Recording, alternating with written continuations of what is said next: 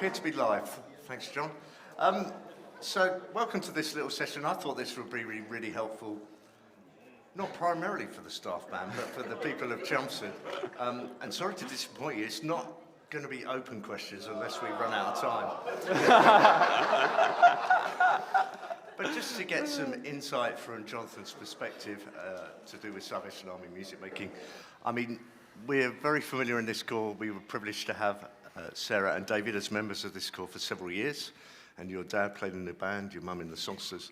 But I thought it would be, if you wanted to start, those who haven't read your CV in the programme on that, just to tell us a bit about your background, your faith journey, and just maybe your upbringing that's brought you to this point. So. Yeah, sure. Is this being live streamed, by the way? It won't be live streamed. Are you recording it? But they're recording it. Oh, good. Excellent. So obviously I was born into the Salvation Army with officer parents and moved around as you do. Nice to see you, Dad. So Mum and Dad were obviously a huge influence in me starting out in faith and in music as well. Mum is very quietly a really terrific musician, and Dad is very enthusiastic about music. It's not an interactive session, thanks. But they were great early encouragers, but I think maybe the thing that I would reflect on is I've just had so many encouragers in my life, and I could talk about so many people, but if I limit it to three, my high school teacher was also the songster leader at the corps, a guy called Colin Fisher, and he taught me to play. He used to come to the quarters on a Wednesday evening and teach me to play when I was at primary school, and then taught me when I went up into high school. And then when I was about 15 or 16, he started driving me up to Manchester every couple of weeks, where I was having lessons at the Chetham's Music School, or with the head of brass at Chetham's Music School. And what I didn't know until about 5 or 6 years later is that Colin was also paying for all of those lessons. Because he didn't feel that his corps officers should have to pay for it, because he taught me. I'd got to a point where he felt he couldn't teach me anymore. He felt it was his responsibility to take that cost. And because of that, I moved to Manchester eventually. I met the lady who became my wife and all that kind of thing. So his impact was huge. Another person would be Gav, our principal cornet, who was doing the band at the first summer school I attended when I was 15. When I was active in going to my corps, but not active in terms of faith and an understanding of faith. And the piece we played this morning, The Light of the World, was the kind of the core of what we did that week. And we probably spent more time talking about it, reading scripture about it, Gav reading the verses to us, than we did actually playing it. And that's the week I got saved, gave my life to Christ. And so Gav's influence on me as a teenager was huge. And then the third person up we'd need to mention would be Steve Cobb, who I met at TYB and invested in me so much, and continues to do so over the last 20 years as a great mentor, great example. Anyone who's ever, if you've been to a rehearsal or been to a concert at TYB, him with young people, he is the best there is in the Salvation Army, beyond the Salvation Army. What he can get out of young people and what he puts into them, and then that follows you for your whole life. And most of my closest friends are friends that I made at TYB, but under the influence of Steve. And he was just, and is, a remarkable teacher, musician, salvationist. So I'm so fortunate that there are so many tens and tens of people, but if I was to pick three, Colin, Gav and Steve would be the most important. Oh, fantastic.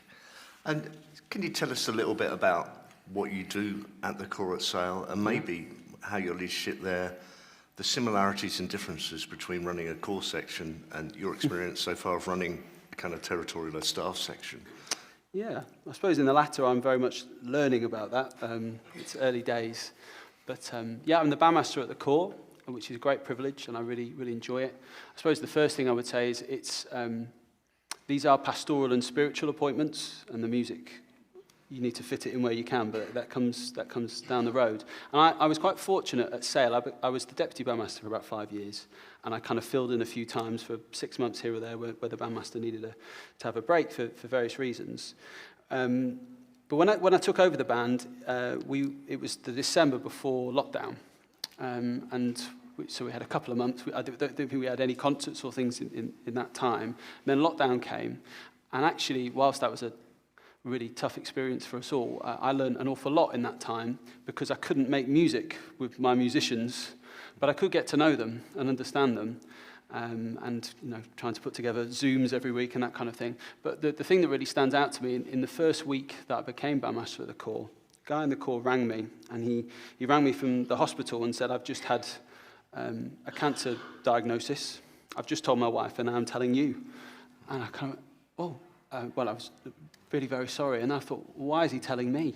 And then it kind of dawned on me that this was my responsibility. This was a pastoral responsibility. And so that comes first. And then the music is often the thing you have the least time for, but it is, I suppose, creatively the most enjoyable part. And in some ways, it's exactly the same. You want from this group, but also from your core group, their very best, the absolute best that they can do. So whether we're talking about players in this group, where we're aiming for as close to perfection as we can get as being best, or if you're talking about, there are some players in my band who maybe it should be illegal for them to play that brass instrument, I don't know, but they're... It's being recorded, Jonathan. Yeah, sorry, yeah. It's fine, I was only talking about my dad.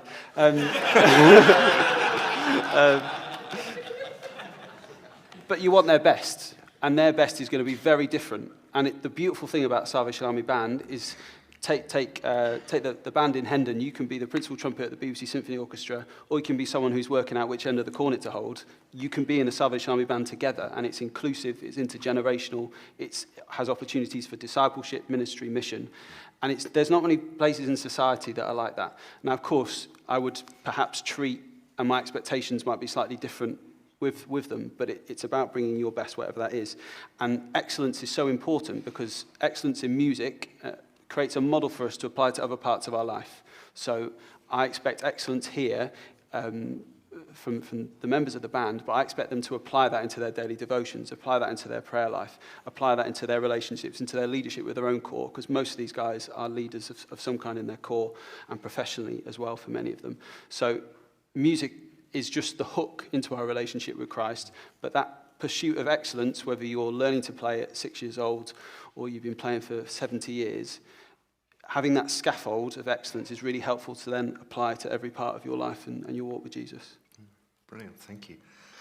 So, what is your vision for Salvation Army music making, and how do you think it fits in to the overall mission of the Salvation Army in 2026? I think the key thing there, you said it has to fit in with the overall mission of the Salvation Army. Music has its own unique ministry. This band turns up in a town and people will turn up to come and listen to the band, and that's a great privilege for us. So music has its own unique ministry, and every band, every songsters, every worship band, whatever creative arts group, they can have their own unique ministry, but it needs to fit within the Salvation Army's priorities as well. And that's something I feel I've learned at the core, that it's pointless us pursuing something that isn't part of the wider priorities of the core. So I'm always thinking, well, what's important to the core? What are our mission priorities right now? How do we as a band embody that, champion that, move that forward? And so I'm looking to understand and talk to people about where do we see the Salvation Army going, and how do we make sure that we are right at the front of spearheading that. Vision for Salvation Army music, I do not work for the Salvation Army. I'm not an official of the Salvation Army, but I am corps bandmaster and bandmaster of this band. So I'm a private soldier citizen, if you like, in any views that I might share. But I really feel passionately that God is not done with the Salvation Army, and certainly not done with Salvation Army music, because music, all the reasons I said about it's intergenerational, it's inclusive, it has great opportunities for discipleship, and music often speaks in a way that words can't. People will often remember things that are played and sung rather than spoken, and that's something of human nature, and so it has great possibilities. We have so many opportunities available to us. There are more opportunities for Salvation Army musicians now than at any time in the last 160 years. And I think we're only actually starting to scratch the surface of what is possible and what is doable with Salvation Army groups.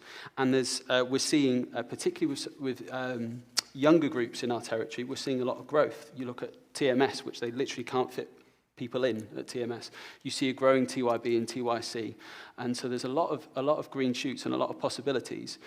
And I suppose the vision needs to be we're aligned to what the Salvation Army, how we want to move forward as a wider movement, but also, look, it might not look the same as it did 160 years ago.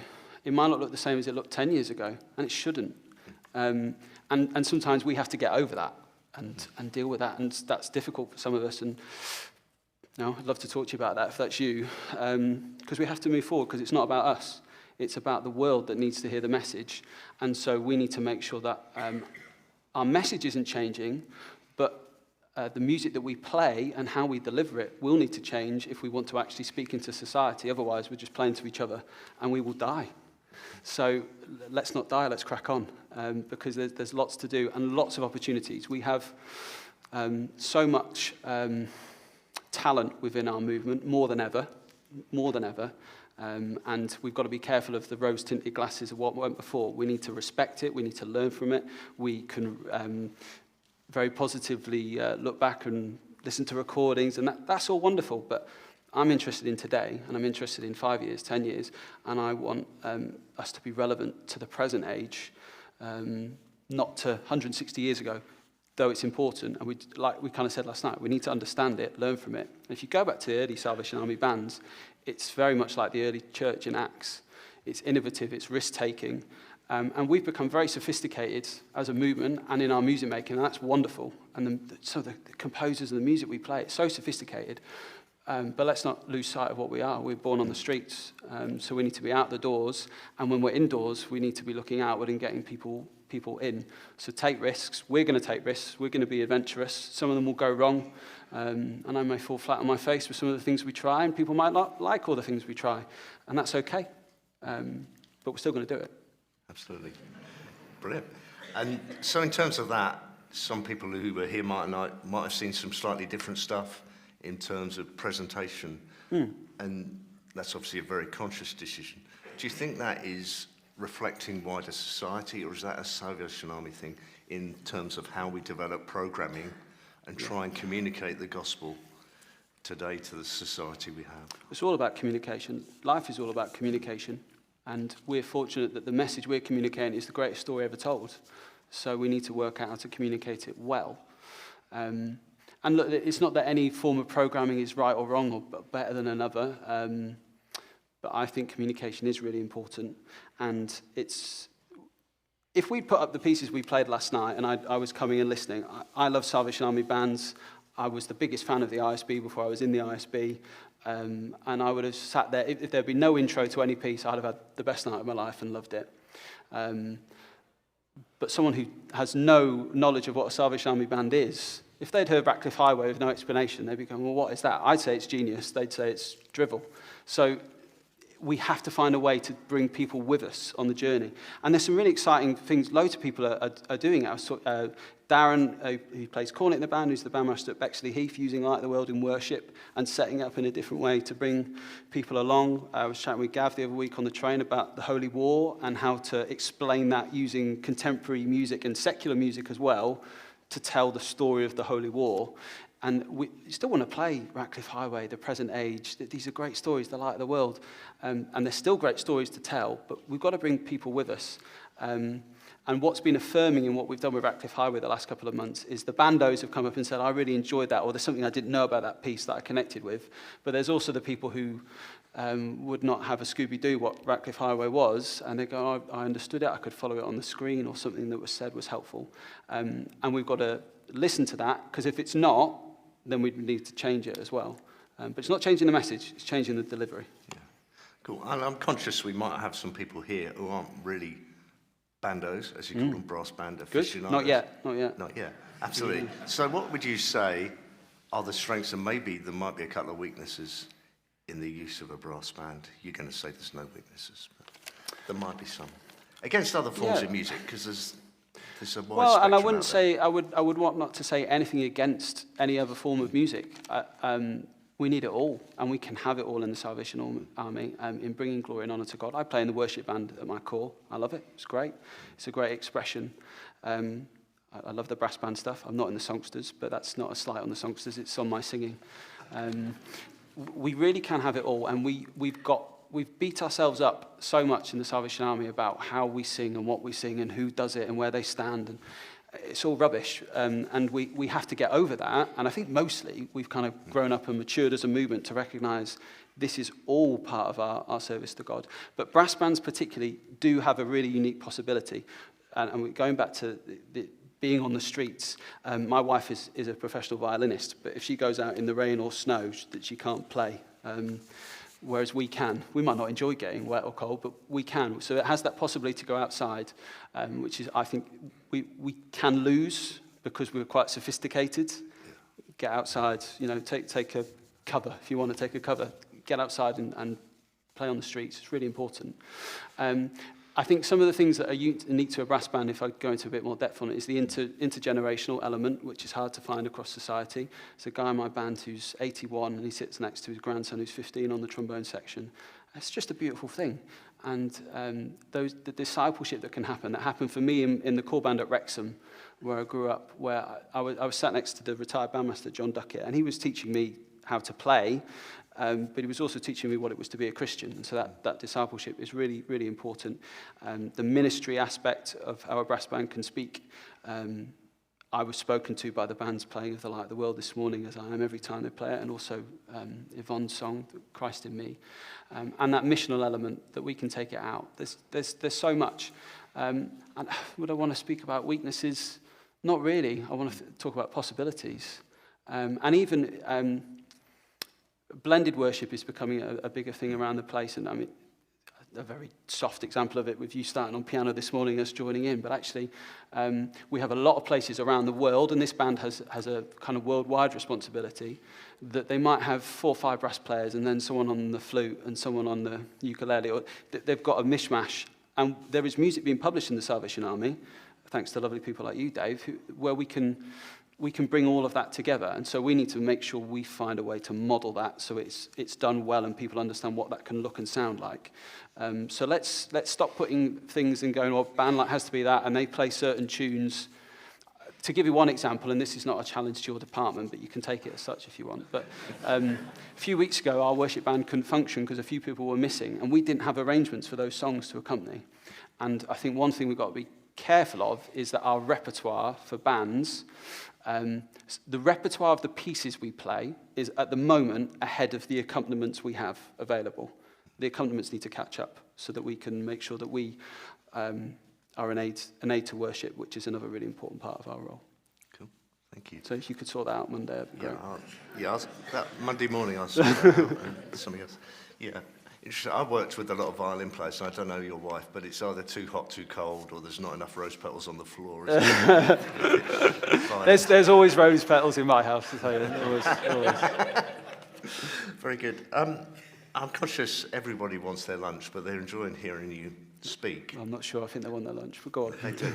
And I would just echo a lot of things you said, the power of music that we all believe in.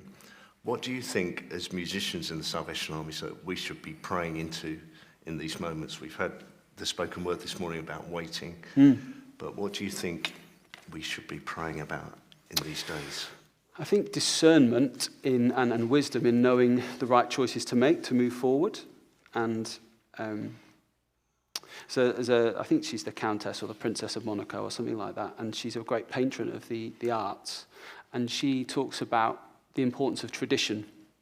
And she defines tradition as the passing on of the things that are on fire. So the stuff that's on fire, let's keep it. If it's not on fire and it's not working anymore, if it's died, let it die. And let's keep the things that are on fire and use those. And then I love reading and quotes and musicians. There's Debussy, who's a great musician of the 20th century, said, "I love music so much," music being our hook that we would use as Salvation Army musicians. "I love music so much that I will try to get rid of all the traditions that stifle it." So let's take the things that really work, and then if they don't work, that's okay. Let's use a different way and a different hook. But I think we need to really pray intentionally about that and read scriptures about that and try to work out what that is. And I don't have all the answers. So I'm talking to people and asking people what they think, because I definitely don't have all the answers. So I think discernment and wisdom in knowing the right things to do going forward. There's a really good book I read a few years ago when I was starting some leadership in my professional life, which my head teacher gave to me. And it was called How to Make, Will It Make the Boat Go Faster? And it was written by an Olympian rower. Now, if you don't like fruity language, don't read it, because it's not a Christian book at all. Their objective was to go faster than all the other boats. They had a very clear objective. We've got to go faster than everyone else. Everything we're doing every day, what we eat, how we train, our timetable, everything is about that goal. Our goal is to win souls for the kingdom. Everything we do has to aim for that, and as musicians, we need to get inside that goal. And if it's not attaining that goal, if it doesn't make the boat go faster, don't do it. Let's find those things that work, but that takes prayer, discernment, listening, talking, risk-taking, try some stuff, fail, try again. Brilliant, thank you.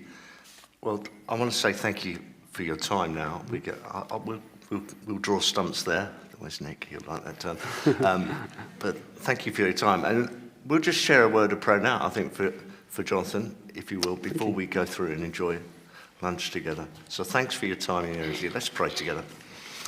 Dear Lord, I just want to say thank you for this session we've been able to spend. We hope it's been insightful for people, but particularly just now I want to pray for Jonathan, his drive, his energy. We thank you for that, and his enthusiasm and drive with this ensemble, but also in his core setting. So we just uplift him now and his family, and thank you for all that he's doing for the kingdom, and may we also be inspired and have that discernment to move forward and do what we can in kingdom building wherever we are at. Amen. Mm-hmm. Thanks, Dave. Thanks, Jonathan.